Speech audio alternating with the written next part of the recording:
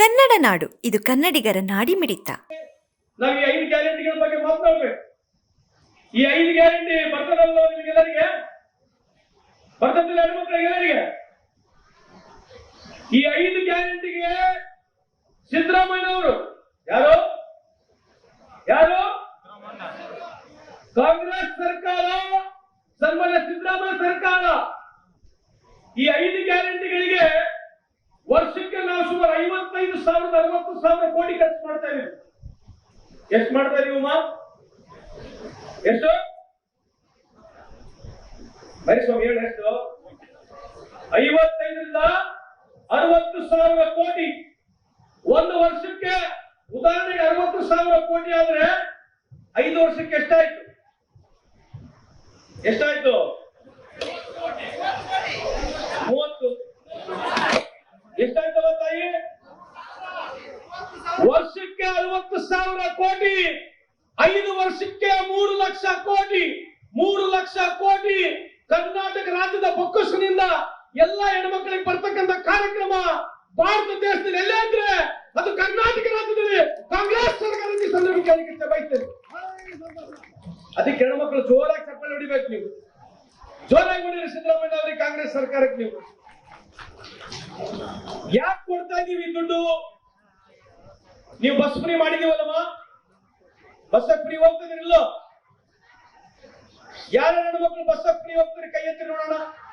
ಅಯ್ಯ, ಯಾರು ಒಬ್ರು ಬಿಟ್ಟಿಲ್ಲದವ? Current free ಮಾಡಿದಿಲ್ಲೋ? ಅಕ್ಕಿ ಕೊಡ್ತಿದಿಲ್ಲೋ? 2,000 ರೂಪಾಯಿ ಕೊಡ್ತೀವಿಲ್ಲೋ? Bus free ಮಾಡಿವಿಲ್ಲೋ? ಇವನಿಗೆ ಕೊಡ್ತಾ ಇದೀವಿ. ಈ 5 ಕಾರ್ಯಕ್ರಮ ಸುಮಾರು ವರ್ಷಕ್ಕೆ 60,000 ಕೋಟಿ ಆಗುತ್ತೆ. ಕೇಳಿಸ್ಕೊಳ್ಳಿ ಹೆಣ್ಮಕ್ಳು, ಕರ್ನಾಟಕ ರಾಜ್ಯದಲ್ಲಿ ಶಕ್ತಿ ಕಾರ್ಯಕ್ರಮ, ಬಸ್ ಫ್ರೀ ಕಾರ್ಯಕ್ರಮ ಇದೆಯಲ್ಲ, ಸುಮಾರು 650 ಕೋಟಿ ಹೆಣ್ಮಕ್ಳು ಉಚಿತವಾಗಿ ಇಲ್ಲಿವರೆಗೆ ಕರ್ನಾಟಕ ರಾಜ್ಯದಲ್ಲಿ ಪ್ರಯಾಣ ಮಾಡಿದ್ದಾರೆ. ಎಷ್ಟು ಪ್ರಪಂಚದಲ್ಲಿ ಎಲ್ಲಿ ಇಲ್ಲ. ನಮ್ಮ ಸಿದ್ದರಾಮಯ್ಯ ಸಾಹೇಬರ ಕಾರ್ಯಕ್ರಮ, ಕಾಂಗ್ರೆಸ್ ಸರ್ಕಾರದ ಕಾರ್ಯಕ್ರಮ 650 ಕೋಟಿ. ಇಡೀ ಪ್ರಪಂಚದ ಇತಿಹಾಸದಲ್ಲಿ, ಭಾರತ ದೇಶದ ಇತಿಹಾಸದಲ್ಲಿ ಎಲ್ಲೇ ಉಚಿತವಾಗಿ 650 ಕೋಟಿ ಹೆಣ್ಮಕ್ಳು ಪ್ರಯಾಣ ಮಾಡಿದ್ರೆ ಅದು ಕರ್ನಾಟಕ ರಾಜ್ಯ ಸನ್ಮಾನ್ಯ ಸಿದ್ದರಾಮಯ್ಯ ಮುಖ್ಯಮಂತ್ರಿ ಮಾಡಿರ್ತಕ್ಕಂಥ ಕಾರ್ಯಕ್ರಮ ಸಂದರ್ಭಕ್ಕೆ ಬೇಕು. ಅದಕ್ಕೆ ನೀವ್ ಯಾವ್ದು ದೇವರ ಗುಡಿಗಳು ಬಿಟ್ಟಿರನವ? ಶಿವ, ಪಾಂಡುರಂಗ, ಪರಮೇಶ್ವರ, ವಾಸುದೇವ, ವಿಠಲ, ದುರ್ಗಮ್ಮ, ಮಾರಮ್ಮ, ಆಂಜನೇಯ, ವಾಯುಗುರು, ತಿರುಪತಿ, ಮಂತ್ರಾಲಯ, ಧರ್ಮಸ್ಥಳ ಯಾವ್ದನ್ನ ಬಿಟ್ಟಿರಾ? ಎಲ್ಲ ದೇವರುಗಳಿಗೆ ಹೋಗಿರಲ್ಲ. ಅದಕ್ಕೆ ಗಟ್ಟಿಯಾಗಿ ಆ ದೇವರುಗಳಲ್ಲಿ ಪ್ರಾರ್ಥನೆ ಮಾಡ್ರಿ. ಸಿದ್ದರಾಮಯ್ಯ 106 ವರ್ಷ ಕಾಲ ದೇವರವರಿಗೆ ಆಯುಷ್ಯನ್ನು ಕೊಡ್ಲಿ. ಬಡವರಿಗೆ ಇನ್ನ ದೊಡ್ಡ ಪ್ರಮಾಣವರಿಗೆ ಸಹಾಯ ಮಾಡ್ತಕ್ಕಂಥ ಶಕ್ತಿ ಆ ದೇವರು ಭಗವಂತ ಅವರಿಗೆ ದಯಪಾಲಿಸ್ಲಿ ಅಂತ ಹೇಳಿ ತಾವೆಲ್ಲ ದೇವರಿಗೆ ಬೇಡ್ಕೋಬೇಕಂತ ತಮ್ಮಲ್ಲಿ ಕಳಕಳಿ ಮನವಿ ಮಾಡ್ಕೊಳ್ತೀವಿ. ಮಾಡ್ತಿರಲ್ಲ ಹೆಣ್ಮಕ್ಳು? ಮಾಡ್ತಿರಲ್ಲ? ಹಾಗಾಗಿ ಇವತ್ತು ನಾವು ಸಂಡೂರು ತಾಲೂಕಿನಲ್ಲಿ ಈ ಭಾಗದಲ್ಲಿ ಜಿಂದಾಲ್ ಬಂದಿದೆ. ಪ್ರತಿಯೊಬ್ಬರು ನಮಗೆ ಮನವಿ ಮಾಡ್ತಾರೆ, ಜಿಂದಾಲಿಗೆ ಕೆಲಸ ಕೊಡ್ರಿ, ಜಿಂದಾಲಿಗೆ ಕೆಲಸ ಕೊಡ್ತೀರಿ ಅಂತ ಹೇಳಿ. ಸುಸ್ತೂ ಆಗಿದ್ದೇವೆ, ಪ್ರಯತ್ನ ಬಿಟ್ಟಿಲ್ಲ. ಯಾಕಂದ್ರೆ ಸಂಡೂರು ತಾಲೂಕಿನಿಂದ ಅಷ್ಟೇ ಅಲ್ಲ, ಇಡೀ ಕರ್ನಾಟಕ ರಾಜ್ಯ, ಬಳ್ಳಾರಿ ಜಿಲ್ಲೆಯಿಂದ ಅಕ್ಕಪಕ್ಕ ತಾಲೂಕಿನಿಂದ ಕೂಡ ಇಲ್ಲೆಲ್ಲರೂ ಜಿಲ್ಲಾಲಿಗೆ ಕೆಲಸ ಬೇಕಂತ ಬರ್ತಾರೆ. ನಾವು ಮಿತಿಮೀರು ಪ್ರಯತ್ನವನ್ನು ಮಾಡ್ತಿದ್ದೀವಿ, ಮುಂದೇನು ಮಾಡ್ತೀವಿ. ನೀವು ಈ ಭಾಗದ ಎಲ್ಲ ಜನರಿಗೆ ಮನವಿ ಮಾಡ್ತೀವಿ. ನಾವು ನಮ್ಮ ಮಕ್ಕಳಿಗೆ ಕೇವಲ ಜಿಂದಾಲಕ್ಕೋಸ್ಕರ ಹುಟ್ಟಿಸಿಲ್ಲ. ಸರಿಯಾದ ತಪ್ಪು? ಸರಿನೇ ತಪ್ಪಿದೆಯಾ? ನಮ್ಮ ಮಕ್ಕಳಿಗೆ ಓದಿಸೋಣ, ಪ್ರಯತ್ನ ಮಾಡೋಣ. ಆದ್ರೆ ನಾನು ಸಚಿವರಾಗಿ ಹೇಳ್ತಾ ಇದ್ದೀನಿ ನಿಮಗೆ, ನಿಮ್ಮ ಊರು ವೈಸ್ ನನಗೆ ಡೀಟೇಲ್ಸ್ ಅನ್ನು ಕೊಡ್ರಿ. ಯಾಕಂದ್ರೆ ಮೊನ್ನೆ ನಾವು ಇಲ್ಲೊಂದು ಉದ್ಯೋಗ ಮೇಳ ಮಾಡಿದ್ವಿ. ಇಲ್ಲಿ ಬೇಕಿದ್ರೆ ಸ್ಪೆಷಲ್ ಆಗಿ ಒಂದು ಉದ್ಯೋಗ ಮೇಳ ಕೂಡ ಮಾಡಿಕೊಡ್ತೀನಿ ಇದೇ ಭಾಗಕ್ಕೆ. ನಿಮ್ಮ ಮಕ್ಕಳಿಗೆ ಜಿಂದಾಲ್ ಸಿಕ್ಕಿಲ್ಲ ಅಂತಂದ್ರೆ ನೀವು ದಯಮಾಡಿ ಬೇರೆ ಕಡೆ ಕಳಿಸ್ತಕ್ಕಂಥ ಕೆಲಸ ಮಾಡಬೇಕು. ನಮಗೆ ನಮ್ಮ ಹಳೆಯ ಮನೆ ಮುಂದೆನೇ ಇರಬೇಕು, ನಮ್ಮ ಮಗಳು ಮನೆ ಮುಂದೆನೇ ಇರಬೇಕು, ಇಲ್ಲೇ ಇರ್ಬೇಕಂತಕ್ಕಂಥದ್ದು ನಿಮಗೆ ಆಸೆ ಇದ್ರು ಕೂಡ ನಾವು ಅದನ್ನ ಗೌರವಿಸ್ತೀವಿ. ಆದ್ರೆ ಎಲ್ಲರಿಗೂ ಇಲ್ಲೇ ಕೆಲಸ ಕೊಡಿಸ್ತಕ್ಕಂಥದ್ದು ಕಷ್ಟ. ಆ ಭಗವಂತ ಬಂದ್ರು ಕಷ್ಟ, ನೀನು ಮುಖ್ಯಮಂತ್ರಿ ಆದ್ರೂ ಕಷ್ಟ ಅಂತ ಈ ಸಂದರ್ಭಕ್ಕೆ ಕೇಳಲಿಕ್ಕೆ ಬಯಸ್ತೇನೆ. ಅದಕ್ಕಾಗಿ ನೀವು ಹಠವನ್ನು ಹಿಡ್ಕೊಂಡು ಇಲ್ಲೇ ಕೆಲಸ ಕೊಡಿಸ್ತಕ್ಕಂಥದ್ದು ನೀವು ಕೇಳ್ತಕ್ಕಂಥದ್ದು ಸರಿ ಇದೆ. ಆಗಿಲ್ಲ ಅಂದ್ರೆ ಬೇರೆ ಕಡೆ ನೀವು ಅವ್ರನ್ನ ಕಳಿಸ್ಬೇಕು ಅಂತ ಈ ಸಂದರ್ಭದಲ್ಲಿ ಹೇಳಿ. ಇಲ್ಲಿ ಹೆಣ್ಮಕ್ಳು ಇದ್ದೀರಿ, ನೀವು ನಾಲ್ಕೇ ಮಾತು ಹೇಳ್ತೀನಿ. ಇವತ್ತು ಆಶಾ ಅಂತಕ್ಕಂಥ ಕಾರ್ಯಕ್ರಮ, ಆಶಾ ಗೊತ್ತಲ್ಲ, ಆಶಾ ಕಾರ್ಯಕ್ರಮ, ಬಿಸಿ ಊಟ ಕಾರ್ಯಕ್ರಮ, ವಿಧವಾ ವೇತನ ಪ್ರಾರಂಭ ಮಾಡಿದ್ದಾರು ಯಾರು? ಇಂದಿರಾ ಗಾಂಧಿ. ಯಾರು? ಓಲ್ಡ್ ಏಜ್ ಪೆನ್ಷನ್ ಪ್ರಾರಂಭ ಮಾಡಿದವರು ಯಾರು? ಅಂಗವಿಕಲರ ಮಾಸಾಸನ ಮಾಡಿದವರು ಯಾರು? ವೃದ್ಧಾಪ್ಯ ವೇತನ ಮಾಡಿದವರು ಯಾರು? ಯಾರು ಮಾಡಿದ್ದು? ಎಲ್ಲರಿಗಿಂತ ವಿಶೇಷವಾಗಿ ಬಿಸಿ ಊಟ ಕಾರ್ಯಕ್ರಮ ಪ್ರಾರಂಭ ಮಾಡಿದವರು ಯಾರು? ಅಂಗನವಾಡಿ ಮಾಡಿದವರು ಯಾರು? ಆಶಾ ಮಾಡಿದವರು ಯಾರು? ಉಳುವನೆ ಒಡೆಯ ಕಾರ್ಯಕ್ರಮ ಮಾಡಿದವರು ಯಾರು? ಯಾರು ಯಾರು? ಅದಕ್ಕೆ ಆ ಕಾರ್ಯಕ್ರಮ, ಇಂದ್ರಮ್ಮನ ಕಾರ್ಯಕ್ರಮ, ನಮ್ಮ ಸಿದ್ದರಾಮಪ್ಪನ ಕಾರ್ಯಕ್ರಮ ನೀವು ಸೇರಿಸಿದ್ರೆ ಒಂದು ಮನೆಗೆ ಕನಿಷ್ಠ 7 ರಿಂದ 8 ಸಾವಿರ ರೂಪಾಯಿ ಇವತ್ತು ನಿಮ್ಮ ಮನೆಗೆ ಮುಟ್ತಾ ಇದೆ. ಇವತ್ತು ಹೆಮ್ಮೆಯಿಂದ ಘಂಟಾಘೋಷವಾಗಿ ನೀವು ಧೈರ್ಯವಾಗಿ ನೀವು ಚೆಕ್ ಮಾಡಿ ನೋಡಿದ್ರೆ 8,000ವರೆಗೆ ನಿಮ್ಮ ಮನೆಗೆ ಮುಟ್ತಕ್ಕಂಥ ಕಾರ್ಯಕ್ರಮ ಯಾರೇ ಮಾಡಿದ್ರೆ ಈ ದೇಶದಲ್ಲಿ ಕಾಂಗ್ರೆಸ್ ಪಕ್ಷ ಮಾಡಿದಂತ ಈ ಸಂದರ್ಭಕ್ಕೆ ಕೇಳಲಿಕ್ಕೆ ಬಯಸ್ತೇನೆ. ಹಾಗಾಗಿ ನಮ್ಮ ಇನ್ನ 2 ವರ್ಷದ ಅವಧಿ ಸರ್ಕಾರದಲ್ಲಿ ಇವತ್ತು ಅನ್ನಪೂರ್ಣನವರು, ತುಕಾರಾಮ್ರವರು ನಾವು ಸೇರಿ ಪ್ರಾಮಾಣಿಕವಾಗಿ ಕೆಲಸ ಮಾಡ್ತೀವಿ, ನಿಮ್ ಪರವಾಗಿ ಕೆಲಸಗಳನ್ನ ಮಾಡ್ತೀವಿ.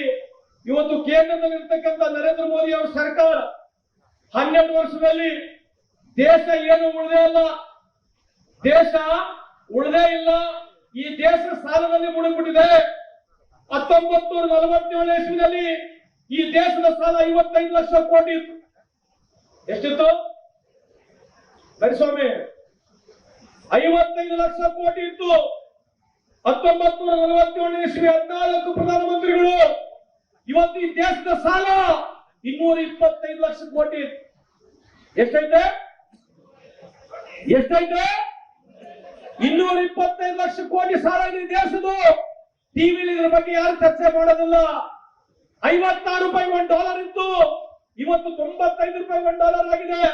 ಇದ್ರ ಬಗ್ಗೆ ಯಾರು ಚರ್ಚೆ ಮಾಡಲ್ಲ. ವರ್ಷಕ್ಕೆ 1 ಕೋಟಿ ಕೆಲಸ ಕೊಡ್ತೀವಿ ಅಂತ ಹೇಳಿದ್ರು, ಇದ್ರ ಬಗ್ಗೆ ಯಾರು ಚರ್ಚೆ ಮಾಡಲ್ಲ. ರೈತರ ಸಾಲವನ್ನ ಮನ್ನಾ ಮಾಡ್ತೀವಿ ಅಂತ ಹೇಳಿದ್ರು, ಇದ್ರ ಬಗ್ಗೆ ಯಾರು ಚರ್ಚೆ ಮಾಡಲ್ಲ. ಇವತ್ತು ಉದ್ದಿಮೆದಾರರ ಸಾಲ ಕೇಂದ್ರ ಸರ್ಕಾರ 16.5 ಲಕ್ಷ ಕೋಟಿ ಸಾಲ ಮನ್ನಾ ಮಾಡಿದೆ. ಎಷ್ಟು? 16.5 ಲಕ್ಷ ಕೋಟಿ ಕೇಂದ್ರದಲ್ಲಿ ಅವರು ಸಾಲ ಮನ್ನಾ ಮಾಡಿದ್ರೆ, ಇವತ್ತು ಅದಾನಿ ಅವರ ಆದಾಯ 2014 ಇಸ್ವಿನಲ್ಲಿ 16 ಇಸ್ವಿನಲ್ಲಿ ಕೇವಲ 50,000 ಕೋಟಿ ಇತ್ತು. ಇವತ್ತು ಪುಣ್ಯಾತ್ಮ 15 ಲಕ್ಷ ಕೋಟಿಗಿದೆ. ಎಷ್ಟು? ಈ ದೇಶದ ಬಜೆಟ್ 50 ಲಕ್ಷ ಕೋಟಿಗಿದ್ರೆ ಅದಾನಿ ಅವರು, ಅಂಬಾನಿ ಅವರು ವಹಿವಾಟ ಸೇರಿದ್ರೆ 30 ಲಕ್ಷ ಕೋಟಿ ಇದೆ. ಎಷ್ಟಿದೆ? ಈ ದೇಶದಲ್ಲಿ ದೊಡ್ಡ ಮೀನು ಸಣ್ಣ ಮೀನಿಗೆ ತಿಂತಾನೆ ಇದೆ. ಏನಂತ? ದೊಡ್ಡವರು ಸಣ್ಣವ್ರನ್ನ ತಿಂತಾ ಇದ್ದಾರೆ. ಪತ್ರಿಕಾ ಮಾಧ್ಯಮರಿದ್ದೀರಿ. ಇವತ್ತು ಈ ದೇಶದಲ್ಲಿ 1% ಅಷ್ಟು ಜನ, ಎಷ್ಟು ಕೇವಲ 1% ಜನರಲ್ಲಿ 40% ಈ ದೇಶದ ಆಸ್ತಿ ಇದೆ. ಕೇಳಿಸ್ತಾ ಇದೆಯಾ? ಈ ದೇಶದಲ್ಲಿ 1% ಜನಸಂಖ್ಯೆ ಇರ್ತಕ್ಕಂಥ ಜನರಂತ 40% ಆಸ್ತಿ ಇದೆ. ಕೆಳ ವರ್ಗಗಳು ಇರ್ತಕ್ಕಂಥ 50% ಜನರ ಹತ್ರ ಕೇವಲ 3% ಆಸ್ತಿ ಇದೆ. ಇದ್ರ ಬಗ್ಗೆ ಎಲ್ಲಿ ಚರ್ಚೆ ಮಾಡಲ್ಲ. ಇವತ್ತು ಈ ದೇಶದಲ್ಲಿ 9 ಕೋಟಿ ಜನ ಇನ್ಕಮ್ ಟ್ಯಾಕ್ಸ್ ಎಸೆಸಿದ್ದಾರೆ. 4.5 ಕೋಟಿ ಜನ ಇನ್ಕಮ್ ಟ್ಯಾಕ್ಸ್ ಕಟ್ತಾರೆ. ಕೇವಲ 10% ಜನರು 25,000 ಮೇಲೆ ದುಡಿತಾರೆ. 3% ಜನರು 3 ಲಕ್ಷ ಮೇಲೆ ದುಡಿತಾರೆ. ಇವತ್ತು ಇಡೀ ದೇಶದಲ್ಲಿ ನಮ್ಮ ಪರ್ ಕ್ಯಾಪಿಟಲ್ ಇನ್ಕಮ್ ಹೇಳ್ತೀವಿ, ವರ್ಷಕ್ಕೆ ಆದಾಯ ಬಡವರದು ಈ ದೇಶದಲ್ಲಿ 2 ಲಕ್ಷ ರೂಪಾಯಿ ಇರೋದು. ಅದು 2 ಲಕ್ಷ ರೂಪಾಯಿ ಆದಾಯ ಎಲ್ಲ ಇದ್ರೆ ಇಡೀ ಭಾರತ ದೇಶದಲ್ಲಿ ಅದು ಕರ್ನಾಟಕದಲ್ಲಿ ಮಾತ್ರ ಅಂತ ಈ ಸಂದರ್ಭಕ್ಕೆ ಕೇಳಲಿಕ್ಕೆ ಬಯಸ್ತೇನೆ. 2 ಲಕ್ಷ ಯಾವುದಕ್ಕೂ ಇಲ್ಲ, ಆದ್ರೆ ಕರ್ನಾಟಕ ಮೊದಲನೇ ಸ್ಥಾನದಲ್ಲಿದೆ. ಬೇರೆ ರಾಜ್ಯಗಳು ನೀವು ಹೋಲಿಕೆ ಮಾಡ್ಕೊಂಡು ನೋಡಿದ್ರೆ, ಚಿನ್ನಪ್ಪ ಗೌಡ್ರೆ ಬೇರೆ ರಾಜ್ಯದಲ್ಲಿ 30 ವರ್ಷ ಬಿಜೆಪಿ, ಬಿಹಾರ್ ನಲ್ಲಿ, ಯುಪಿಯಲ್ಲಿ 60,000 ರೂಪಾಯಿ ಇಲ್ಲ ವರ್ಷಕ್ಕೆ ಆದಾಯ 60,000 ರೂಪಾಯಿ ಇಲ್ಲ. ಇಂಥ ವಿಷಯಗಳ ಬಗ್ಗೆ ನಾನು ಇನ್ನೊಂದ್ಸರಿ ಮಾತನಾಡ್ತೀನಿ. ಆದ್ರೆ ಇಲ್ಲಿರ್ತಕ್ಕಂಥ ಜನರಲ್ಲಿ ನನಗೆ ಇವತ್ತು 50 ವರ್ಷ ದಾಟಿದೆ. 17ನೇ ವರ್ಷದಲ್ಲಿ ರಾಜಕೀಯ ಪ್ರಾರಂಭ ಮಾಡಿರ್ತಕ್ಕಂಥ ನಾನು, ನನಗೆ ಯಾವುದು ಕುಡಿಯೋದು, ಸೇರೋದು, ಇಸ್ಪೆಟ್ ಆಡೋದು, ಪಾನ್ಪರಕ್ಕಿಂತ ಚಟ ಇಲ್ಲ. ಇದು ರಾಜಕೀಯ ಬಹಳ ಸಣ್ಣ ವಯಸ್ಸಿನ ಹಚ್ಕೊಂಡ್ಬಿಟ್ಟಿದ್ದೀನಿ. ನಾನು ಇಲ್ಲಿ ಎದ್ದು ನಿಂತು ಇಲ್ಲಿ ಮಾತನಾಡತಕ್ಕಂಥ ಯೋಗ್ಯತೆ ನನಗೆ ತಪ್ಪಿಸ್ಕೊಟ್ಟಿದ್ರೆ ತಾವು ಸಂಡೂರು ತಾಲೂಕಿನ ಜನ ಅಂತ ಈ ಸಂದರ್ಭಕ್ಕೆ ಕೇಳಲಿಕ್ಕೆ ಬಯಸ್ತೇನೆ.